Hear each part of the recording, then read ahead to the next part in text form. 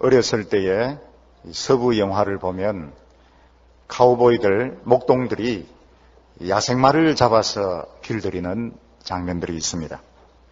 이 야생마를 잡아서 길들여서 팔면 아주 비싼 값을 받을 수 있기 때문입니다.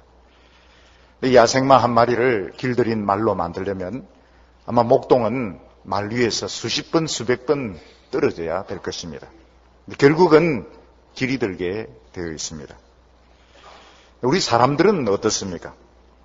사람이 제대로 사람 구실을 하려고 하면 대단히 긴 시간 교육과 훈련을 받아야 합니다. 사람은 말보다 개보다 훨씬 더 긴 훈련의 시간이 필요합니다.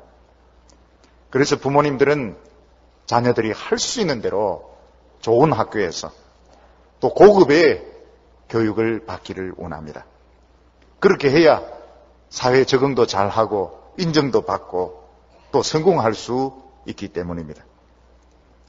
그런데 아무리 좋은 학교에서 오랜 교육을 받아도 결코 길들여지지 않는 부분이 있습니다.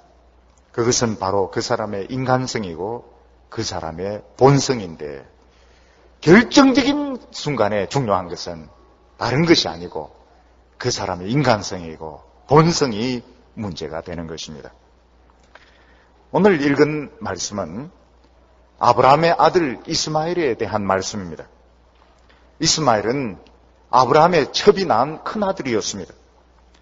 그런데 놀랍게도 이스마엘은 전혀 길들여지지 않은 망나니와 같은 생활을 살았습니다. 아브라함은 믿음이 좋은 사람이었습니다. 그는 믿음의 아버지였습니다.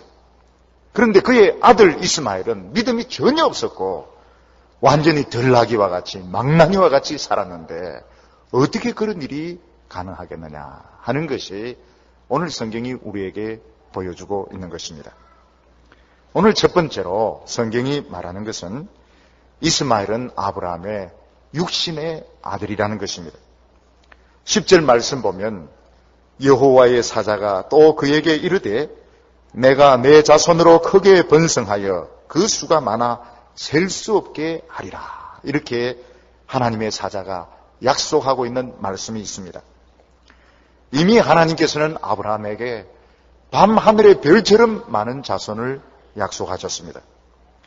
그런데 이번에는 도망치다가 어려움 당한 이 하갈에게 그의 뱃속에 있는 그 아이의 후손도 셀 수 없을 정도로 많은 자손이 되게 하겠다고 말씀하고 있습니다. 도대체 하나님께서 아브라함에게 원래 약속하신 밤하늘의 별처럼 많은 자손과 지금 하갈이 임신하고 있는 뱃속에 든 이 아이의 후손, 헤아릴 수 없는 후손이 무슨 차이가 있느냐 하는 것입니다. 하나는 약속의 후손이고 하나는 육신의 후손인 것입니다. 오늘 성경이 말씀하고 있는 중요한 것은 아무리 믿음이 좋은 아브라함의 아들이라 하더라도 육신적으로 태어나는 아들은 전혀 믿음이 없는 완전히 개망나니 같은 신앙을 가진 사람이 나올 수 있다 하는 것을 보여주고 그런 후손도 헤아릴 수 없을 정도로 믿음 없는 자손도 많이 생긴다는 것을 이야기해 주는 것입니다. 누구든지 하나님의 백성이 되려고 할 때에 단순히 신앙이 좋은 아버지나 신앙이 좋은 어머니 밑에서 태어난다고 해서 자동적으로 하나님 백성이 되는 것이 아닙니다. 그는 말씀으로 교육을 받아야 되며 성령으로 거듭나야 하는 것입니다. 하나님께서는 이스마엘의 출생을 통해서 아무리 믿음이 좋은 아브라함의 아들이라 하더라도 말씀으로 변화되지 않았을 때 전혀 믿음이 없으며 전혀 하나님을 섬기지 않는 그런 아들이 나올 수 있다는 것입니다. 다시 말해서 모태신앙이며 몇 대를 믿었으며 목회자의 자녀며 장로의 자녀며 권사의 자녀라고 해서 자동적으로 믿음이 생기는 것은 아닌 것입니다. 약속의 자손 이삭은 어떻게 태어났습니까? 기적적으로 태어났습니다. 도저히 태어날 수 없는데 오로지 하나님의 능력으로, 말씀의 능력으로 기적적으로 태어난 아들이 약속의 아들 이삭이었습니다. 나중에 아브라함은 더 늙어서 나이가 100세가 되고 그 부인 사례도 90세가 되었습니다. 나이만 먹은 것이 아니고 그들은 정상적으로 자식을 낳을 수 있는 능력이 없었습니다. 그런데 그 늙은 몸에 하나님의 약속의 말씀이 역사하기 시작했습니다. 하나님께서 뭐라고 말씀하셨는가 하면 사례가 낳는 자가 내 자손이 되리라 이 말씀을 하셨는데 그 말씀이 늙은 아브라함의 몸을 치료하기 시작했습니다. 그 말씀이 늙은 부인 사례의 몸을 치료하기 시작했습니다. 그래서 임신해서 태어난 아이가 약속의 아들 이삭이었습니다. 이 이삭의 출생은 우리가 하나님의 말씀으로 거듭나야 하나님의 백성이 되는 것을 상징적으로 보여주는 것입니다. 여러분, 옛날에 우리 텔레비전 보면은 일본 방송이라든지 홍콩 방송 같은 것은 전혀 잡히지 않았고 또 그런 방송이 있는지조차도 몰랐습니다. 그런데 이제는 위성 중계가 되니까 우리 텔레비전에 일본 NHK가 나옵니다.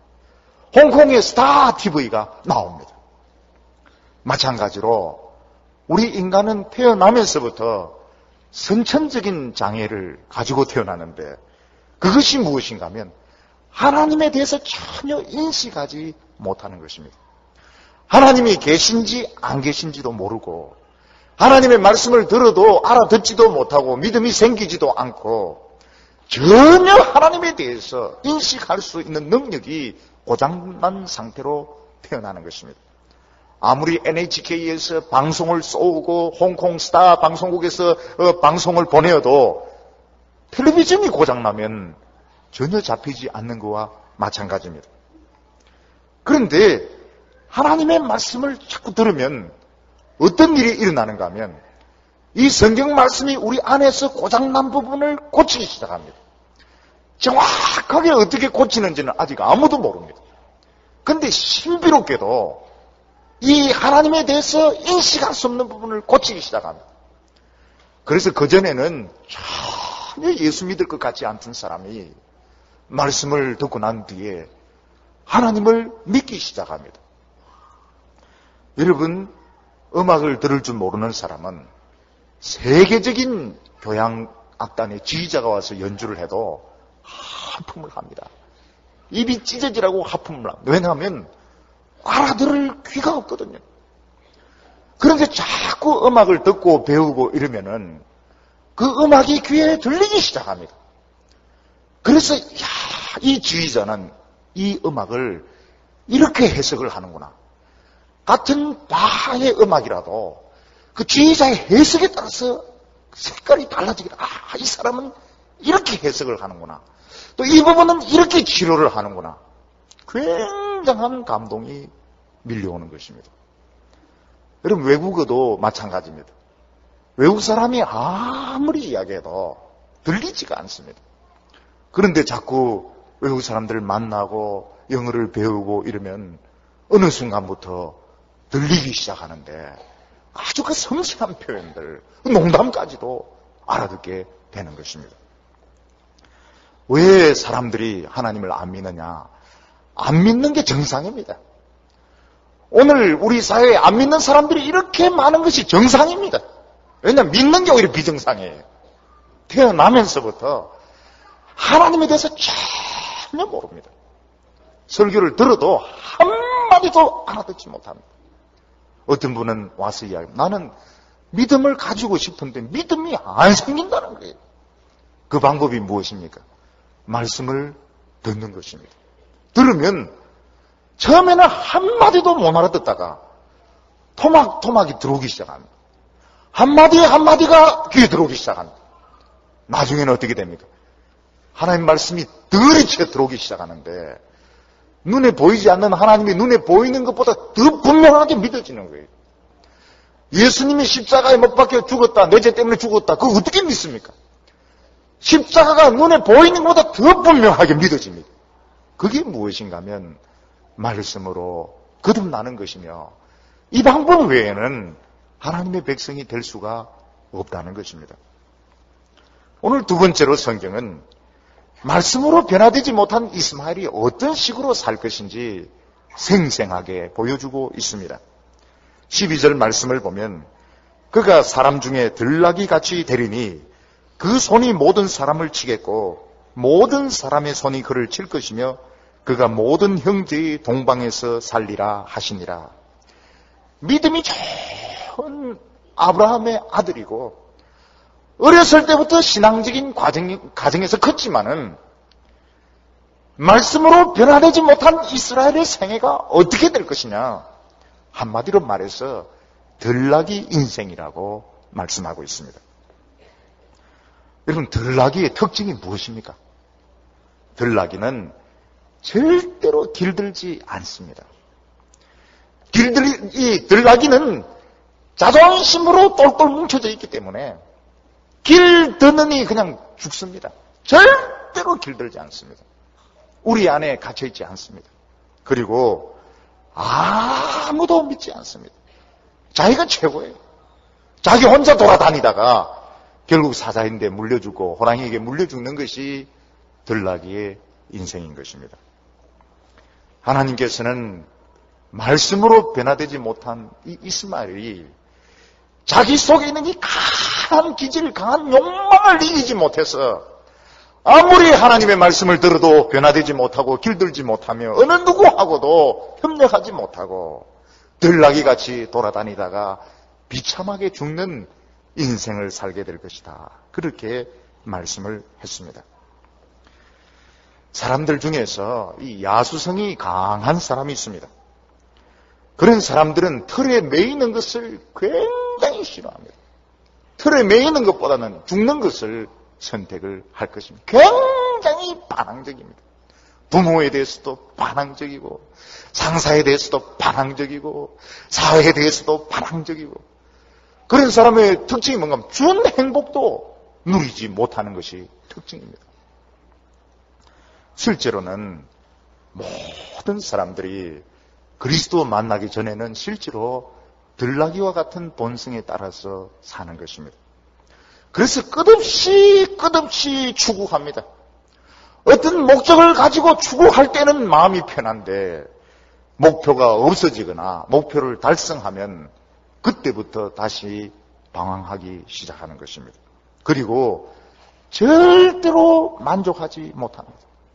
자기 가정에도 만족하지 못하고 자기 직장에도 만족하지 못하고 어느 정도 적응을 하려고 하다가는 사표를 내고 또 다른 목표를 향해서 추구해야 직성이 풀리는 것이 들나귀 인생인 것입니다. 하나님께서는 자기 백성들을 두 가지로 훈련을 시키십니다. 하나는 말씀으로 훈련을 시키시고 하나는 고난으로 훈련을 시키십니다. 이런 말씀만으로 안 돼요. 또 고난만 온다고 해서 길들여지지 않습니다. 이 두 가지가 같이 있어야 됩니다.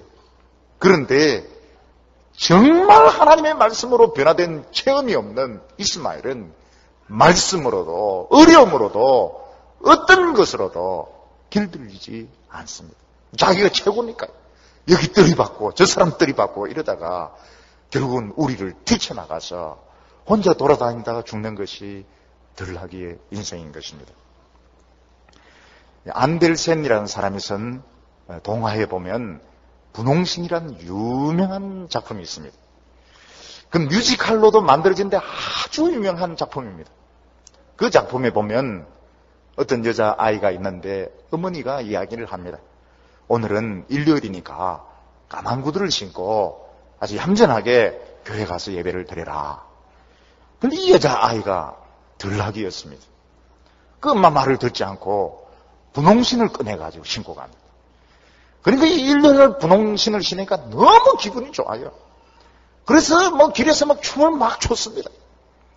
어떤 마술사가 얘를 만나가지고 그 분홍신에다가 마술을 걸어주었습니다. 무슨 마술인가 하면 계속 춤을 추는 마술이었습니다. 그 교회 안 가고 춤을 추니까 너무너무 기분이 나고 신났습니다. 실컷 춤을 췄습니다. 나중에 지쳐서 춤추기 싫어졌습니다. 그런데도 춤은 멈추지 않습니다. 왜냐하면 이 마술이 걸려있기 때문에 이 신발은 계속 춤을 추는 겁니다. 나무가지에 찔리고 바위에 부딪히고 이래도 이 발은 춤을 춥니다. 그래서 결국 이 여자아이는 도로 마술사를 찾아갔습니다. 춤을 추면서 춤이 중단이 안 되니까요. 어떻게 하면 이 춤을 중지할 수 있느냐 이랬더니 방법이 없고 발목을 잘라야 된다는 겁니다. 그래서 발목을 자르고 이 춤이 끝납니다. 아주 유명한 작품입니다. 오늘 사람들은 이 광란의 춤을 추고 있습니다. 청소년들은 이미 이 춤이 시작이 된 것 같아요. 그냥 광란입니다, 광란. 청소년들 춤추는 거 보면 진짜 그래요. 막 엎어지고 비집고 까불고 이러는데 굉장히 그렇게 하다가 허리 다칠 텐데 굉장한 춤을 춥니다. 이러면 청소년들이 원하는 게 무엇이겠습니까? 오토바이 면허증 타고 밤에 뒤에 여학생 태우고 막 질주하는 것이 꿈입니다. 그러다가 부딪히면 죽는데 죽으라는 거예요. 죽어도 달리겠다는 거예요. 청소년들이 오토바이를 얼마나 좋아하는지 모릅니다. 오토바이 지나가면 막 정신을 놓고 봐요. 그 오토바이 없는 애들은 어떻게 하냐. 길거리 농구를 합니다. 밤새워서 농구를 해요. 밤새워서. 지치지도 않습니다. 그래서 동네에 이 농구대 하나 있으면 잠을 못 잡니다. 밤새도록 공 던집니다. 그럼 던질 공도 없는 애는 어떻게 하냐. 비 맞으면서 막 하루 종일 끌어다닙니다. 왜냐하면 속에 짐승이 하나 들어앉았거든요. 속에 불덩어리가 있어 놓으니까 집에 있을 수가 없어요. 그냥 뭔가 해야 직성이 풀리는 것입니다. 여러분, 이 야수 같은 이런 성격을 가진 사람은 시시한 것은 눈에 들어오지도 않습니다. 여러분, 우리나라에 고시 공부하는 젊은이들이 10만 명, 20만 명이 됩니다. 근데 그 중에는 정말 이 법 쪽에 가기 위해서 자신의 그 직업의 소명을 가지고 공부하는 사람도 있지만 다른 건 너무 시시하기 때문에 눈에 들어오지 않기 때문에 이 고시에 도전을 하는 젊은이들도 굉장히 많습니다. 그 공부하는 동안에는 마음이 편해요. 목표가 있으니까. 근데 붙어버리거나 떨어져버리거나 목표가 없어져버리면 다시 방황하기 시작합니다. 그런 사람의 특징이 무엇인가 하면 한 직장에 만족을 못해요. 이 직장도 보면 시시하고 저 직장도 시시하고 나중에 마지막 직장으로 갔는데 부도가 나버리고 그래서 결국은 직장 못 가지는 것입니다. 그리고 자기 아내로 만족을 못해요. 오늘 우리 사회 특징이 자기 아내 한 사람만으로 만족 못한 사람이 굉장히 많습니다. 내가 누군데 시시하게 여자 한 명으로 만족하겠느냐. 여자들도 그런 여자. 내가 시시하게 남자 한 명만 만족하겠냐. 그 들락이라서 그렇습니다. 여러분, 여자도 들락이에요. 여자도. 여러분, 여자도 사람인데 분노가 없겠습니까? 자존심 건드리면 막 본색이 티 나옵니다. 그리고 백화점 지나가다가 좋은 옷을 봤다. 사야 돼. 이 운명입니다, 운명. 빚내서라도 사야 돼. 그거 안 사면 잠이 안 오는데요, 뭐. 살림을 못 살겠는데. 왜 그렇습니까? 안에 다 짐승이 하나씩 들어앉았어요. 그렇습니다. 예수님이 오신 목적이 무엇입니까? 이 광란의 춤을 끝내고 이제 하나님 뜻에 따라 새로운 삶을 살도록 하기 위해서 예수님이 오신 것입니다. 이 발목 잘라야 돼요. 발목 자르기 전에는 절대로 이 욕망이 중지되지 않습니다. 대단히 죄송합니다만은 나이 많으신 어른들 중에서 옛날에 일본에 유학파들이 있었습니다. 유학파들. 메이지 대학, 와세다 대학.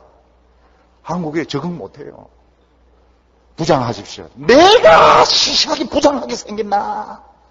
과장 좀 내가 뭘 보고 과장시키나? 아무것도 안 해요. 부인은 화장품 외판은 하고 보험 설계사하고 막 돌아다니도 아무것도 안 합니다. 왜냐하면 너무 자존심이 세가지고 눈에 들어오는 게 없는 게 눈에 들어오지 않아요. 나중에 뭐 대통령도 시시할 정도가 돼버립니다. 이 정도는 병도 중병이죠. 여러분, 한때 공주병, 왕자병 뭐 이런 말들이 유행했는데 여러분, 이 공주병은 못 고칩니다. 이거 뇌암보다 더 무서워요. 뇌종양보다 더 무서워요. 이 수술에도 안 낫는 게 공주병입니다. 사람이 이 자기 도취하면 빠져버리면 눈에 뵈는 게 없어요. 그래서 인류 하는 사람, 인류 찾는 사람 보면 아무것도 눈에 들어오지 않습니다. 실제로는 평범한 가운데 얼마나 많이 소중한 것이 있고 얼마나 귀한 것이 많은데 그런 거 하나도 눈에 들어오지 않습니다. 그 이유가 무엇입니까? 욕망에 사로잡혀서 그런 것입니다. 어거스틴이라는 사람은 유명한 신학자였습니다. 그런데 그는 젊은 날에 많은 방황을 했습니다. 도덕적으로도 타락했습니다. 사상적으로도 조로아스터교, 플라톤 많이 방황을 했습니다. 그래도 그의 마음에 평안이 없었습니다.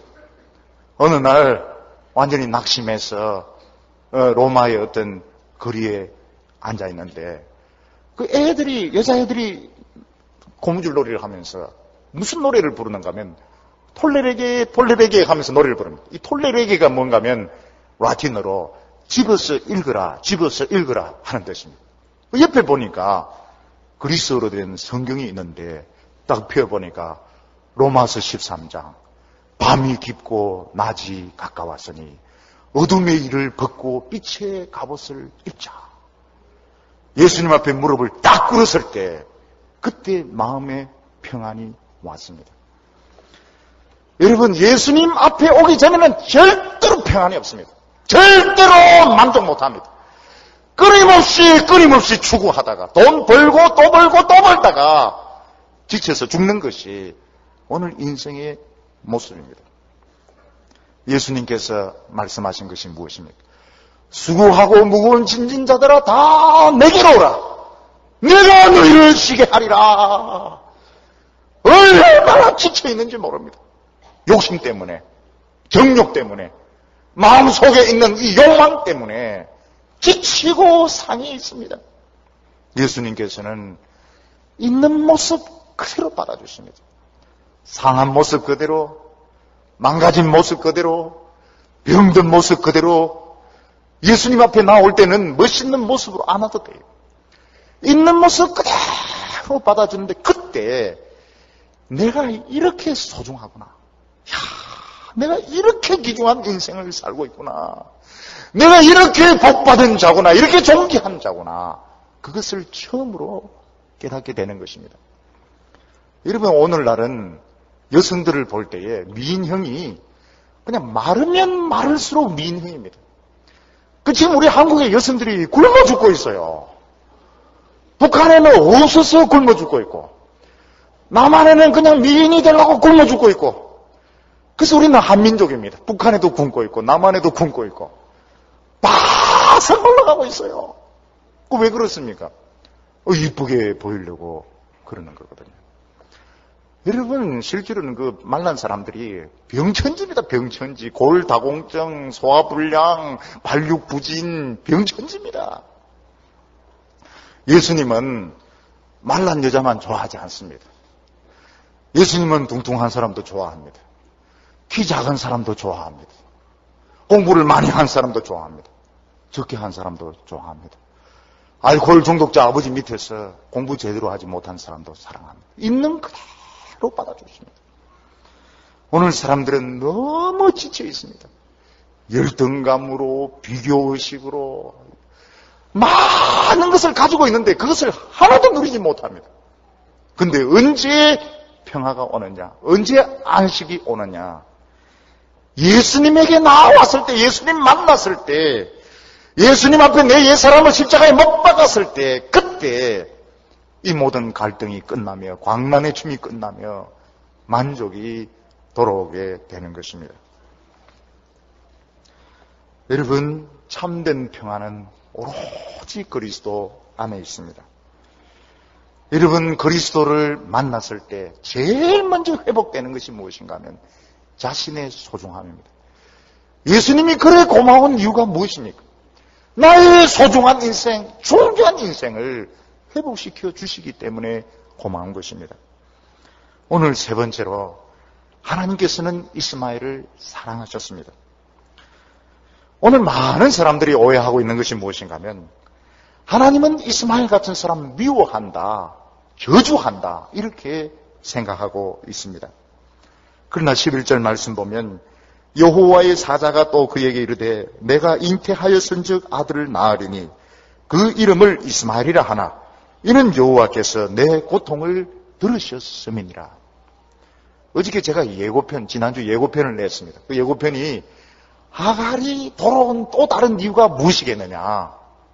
그 이유가 무엇인가 하면 하갈은 아들을 뺏기기가 싫었던 것입니다. 사례가 원하는 게 뭔가 하면 하갈이 낳은 아들을 뺏어서 자기 아들로 입양시키려고 하는데 그거 뺏기기 싫어서 도망간 거거든요. 하나님께서는 안 뺏긴다. 죽지 않는다. 그리고 이 아들도 굉장히 많이 번창할 것이다. 그 약속하니까 하갈이 웃으면서 돌아온 것입니다. 그러면서 하나님께서 이 애 이름을 아예 이스마엘이라 지으라고 말씀을 하셨습니다. 쉐마엘, 이 쉐마엘, 하나님이 들었단 말이에요. 하갈은 가출한 뒤에 너무너무 두렵고 고통스러워서 막 하나님께 부르짖었던 것 같아요. 내 주인 아브라함이 섬기는 하나님 듣고 계십니까? 만약 당신이 살아계신다면 우리를 도와주십시오. 우리를 건져주십시오. 그때 하나님의 사자가 나타나서 천사가 나타나서 너희 부르짖는 소리를 들었다 하면서 그들을 어려움에서 도와주셨습니다. 여러분, 하나님은 이스마엘을 사랑하셨습니다. 이스마엘은 하나님을 미워하고 하나님의 집을 상처를 주고 뛰쳐나갔지만 하나님은 이스마엘을 사랑하셨고 늘 팔을 벌리고 계셨으며 그가 돌아오기를 기다리고 계셨습니다. 오늘 세상 사람들이 가장 오해하고 있는 부분이 바로 이 부분입니다. 자신들이 교회를 믿지 않고 예수를 믿지 않으니까 하나님은 자기들을 미워할 것이다, 증오할 것이다, 이렇게 생각하고 있습니다. 아닙니다. 하나님은 죄에 대하여 교만에 대해서는 하나님이 싫어하시고 진노하시지만 이 세상 사람 한 사람 한 사람에 대해서 변함없이 사랑하십니다. 그 증거가 뭐냐? 악한 자에게도 햇빛을 주시고 비를 주시고 건강을 주시고 열심히 공부하는 사람에게 시험 합격하게 하시고 열심히 일하는 사람에게 돈 벌도록 하나님께서 축복해 주시는 것이 이 세상 사람들을 사랑하시는 증거입니다. 하나님께서 이스라엘 백성들을 택하신 이유가 무엇인가 하면 그들을 많이 축복하셔서 주위에 있는 이방 민족들에게 하나님의 사랑을 많이 전하라고 이스라엘 백성들을 택하신 것입니다. 그런데 이스라엘 백성들은 자기들이 잘나서 선택받은 줄 알고 주위에 있는 사람들을 저주했습니다. 축복을 나누어 가지지 않았습니다. 그래서 이스라엘 사람들이 버림을 받은 것입니다. 오늘 우리도 마찬가지입니다. 하나님께서 우리를 그리스도인으로 택하신 이유가 어디에 있느냐? 먼저 우리를 축복하시고 우리에게 은혜를 주셔서 주위에 하나님을 모르는 사람들, 안 믿는 사람들, 하나님 사랑하신다 하는 것을 나타내도록 하기 위해서 우리를 먼저 부르시고 우리를 먼저 축복하신 것입니다. 그래서 우리는 안 믿는 사람들을 미워해서는 안 됩니다. 들나귀 같은 사람들 있어요. 기질이 굉장히 강한 사람들이 있습니다. 도대체 감당할 수 없는 사람들이 식구 중에도 있고 친구들 중에도 있습니다. 그렇다고 해서 그들을 저주하거나 정죄해서는 안 되는 것입니다. 예수님께서는 제자들에게 이렇게 말씀하셨습니다. 만약 너희가 사랑하는 사람들끼리만 무난하면 무슨 유익이 있느냐? 그런 것은 죄인들도 한다는 것입니다. 예수님의 제자들이 인사를 잘 안 했던 것 같아요. 그리고 자기들끼리만 악수하고 인사합니다. 그렇다면 그게 죄인들하고 틀린 점이 뭐가 있느냐는 거예요. 왜 다른 사람에게 인사하지 않느냐? 왜 다른 사람에게 사랑을 표현하지 않느냐? 하는 것이 예수님께서 제자들에게 책망하신 내용이었습니다. 오늘 우리 그리스도인들은 너무나도 심각한 것이 문제입니다. 너무나도 자신의 문제에 빠져 있습니다. 그래서 다른 사람에게 인사를 안 합니다. 인사한다고 해서 목이 부러지는 것도 아니고 목에 힘줄이 검가는 것도 아닌데 너무 심각해서 인사를 안 합니다. 다른 사람 만났을 때도 인사를 해야 되는데 주여 언제 심판이 옵니까? 이러니까 다른 사람들이 예수 믿는 사람 싫어지거든요. 안 믿는 아버지가 이렇게 돈을 벌어서 이렇게 식사를 하게 됐으면 아버지 정말 감사합니다. 정말 힘드셨죠. 이래야 되는데 밥상에 턱 앉았어요. 하나님 언제 심판이 옵니까? 이러니까 아버지가 싫은 것이죠. 회사에 출근할 때도 경비인데도 안녕하십니까? 부장님 안녕하십니까? 사장님 안녕하십니까? 이러면 좋은데 턱 앉았어요. 주여 심판이 언제 옵니까? 이러니까 회사 사람들이 이해를 못하는 겁니다. 로마 시대 때 10번의 큰 핍박이 있었는데 그 중에 한 서너 번은 오해에서 빚어진 것이었습니다. 크리스찬들이 너무 사교적이지 못하고 너무나도 인사성이 없고 이러기 때문에 오해에서 빚어진 박해가 서너 번은 있었습니다. 저도 사실 이 표정이 만만치 않은 사람인데 제가 심각하게 이래 있으면은 얼마나 다른 사람이 불안하겠습니까? 한숨 푹 쉬면서 주여 종말이 언제 옵니까? 이러면은 다른 사람들이 자신을 미워하는 줄로 생각할 겁니다. 그래서 크리스찬들은 좀 웃어야 돼요. 물론 위선적으로 웃는 것도 또 보기 싫지만은 웃어야 됩니다. 웃고 인사도 하고 그러면 사람들이 적어도 나에 대해서 미워하진 않구나.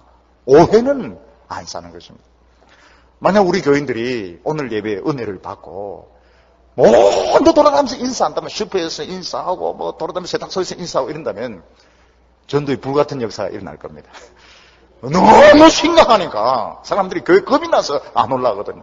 늘 주여 심판이 이러면서 돌아다니니까 안 믿는 사람들이 굉장히 무서워하고 있습니다.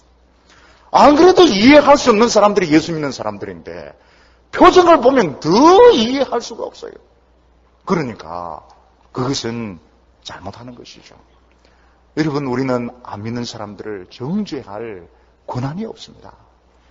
하나님이 우리를 사랑하신 것은 그 들나귀들을 우리를 통해서 사랑하기 위한 것입니다. 그래서 별난 사람들이 있어요. 정말 별난 사람들이 있어요. 그래도 인사해. 들나귀님 안녕하십니까? 몸 조심하십시오. 병 나면 꼭 오십시오. 들나귀도 돌아옵니다. 병 나면 옵니다. 그러니까 기다리고 있다가 사랑해주고 이렇게 하는 것이 하나님이 원하시는 뜻이라는 것입니다. 오늘 여기 네 번째로 보면 참 놀라운 이야기가 나옵니다. 그게 무엇인가 하면 이 하갈이 하나님에 대해서 신앙 고백을 하는 것을 보게 됩니다. 13절과 14절을 보면 하갈이 자기에게 이르신 여호와 이름을 감찰하시는 하나님이라 하였으니 이는 내가 어떻게 여기서 나를 감찰하시는 하나님을 배웠는고 함이라. 하갈은 애굽 여성이기 때문에 하나님에 대한 인식이 없었습니다. 애굽 사람들은 너무나도 신앙이 천박해서 짐승들, 소라든지 개구리라든지 태양이라든지 강이라든지 이런 인격 없는 것을 신으로 숭배했습니다. 그런데 그가 이방인이지만 그 어려운 가운데 하나님께 막 부르짖으면서 기도했고 하나님께서 듣고 그에게 은혜를 주셨을 때 무슨 신앙 고백하는 거야? 하나님은 살아계신 하나님이다. 모든 것을 보고 계시는 하나님이고 감찰하시는 하나님이다. 인격적인 하나님이다. 이런 고백이 이방인의 입에서 튀어나오는 것입니다. 그러면서 하갈 자신이 놀래고 있습니다. 이 사람은 아브라함 집의 종으로 팔려왔지만 한 번도 하나님을 믿지 않았습니다. 그리고 자기가 하나님을 믿게 되리라고는 생각지도 않았습니다. 근데 도대체 어떻게 내 입에서 이런 고백이 나오게 되는가? 어떻게 내 입에서 하나님에 대해서 이런 신앙 고백이 나오게 되는가? 자기 스스로 놀래고 있습니다. 이것은 이 하나님께서 하갈에게 이 놀라운 은혜를 주신 것은 아브라함에 대한 일종의 징계라고 생각할 수 있습니다. 실제로 하나님은 늘 아브라함에게 나타나셨고 아브라함에게 말씀을 독점적으로 맡기셨습니다. 근데 아브라함이 하나님의 말씀을 맡은 자로서 이 말씀에 충성하지 않고 헌신하지 않고 자기 아내 사라의 말을 듣고 인간적인 방법으로 임신했을 때 하나님께서는 너 까불다가는 이 은혜 뺏길 수 있다 하는 뜻으로 일시적으로 아브라함의 은혜를 거두어서 천한 여종 하갈에게 이 축복을 주신 것입니다. 하나님의 백성들이 말씀이 주어졌을 때 전심으로 그 말씀을 붙들지 않으면 어떤 현상이 나타나는가? 하나님 그 은혜를 빼앗아서 영 엉뚱한 사람들에게 주버립니다.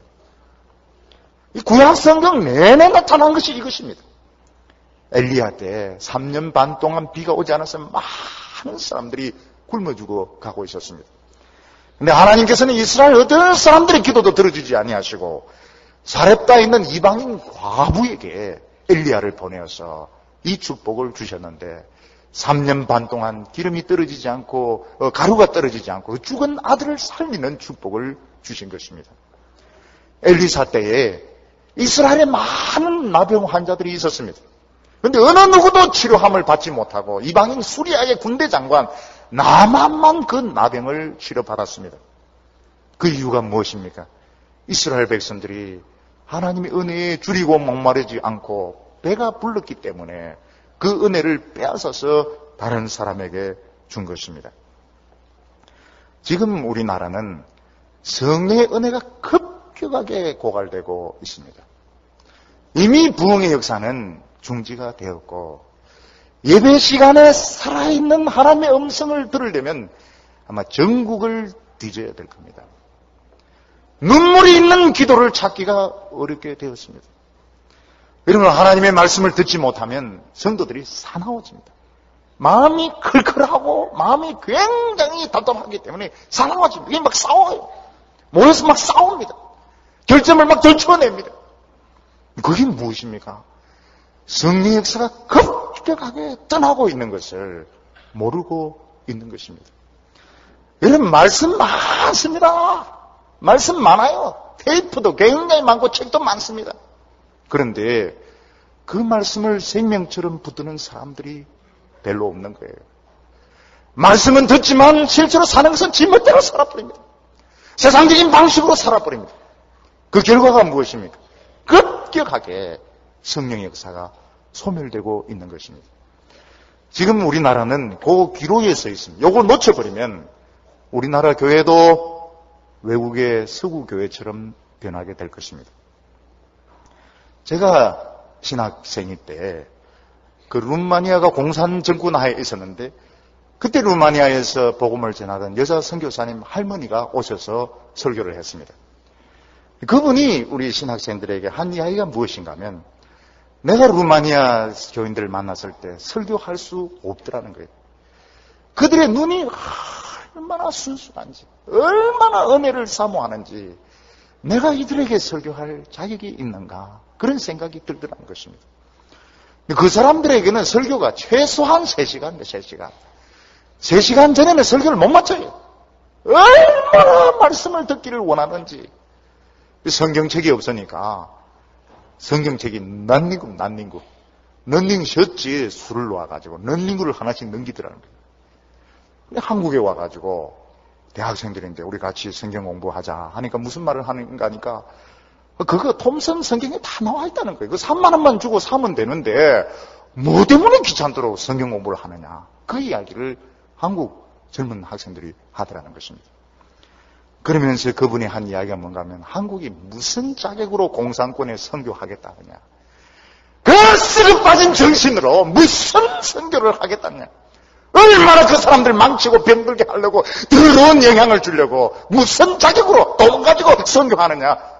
절대로 그런 생각하지 말라고. 배 불렀어요. 교만이 목까지 찼습니다. 급격하게 은혜가 사라지고 있는데도 모르고 있어요. 아마 한국이 이 기회를 놓치면 일어서기 어려울 겁니다.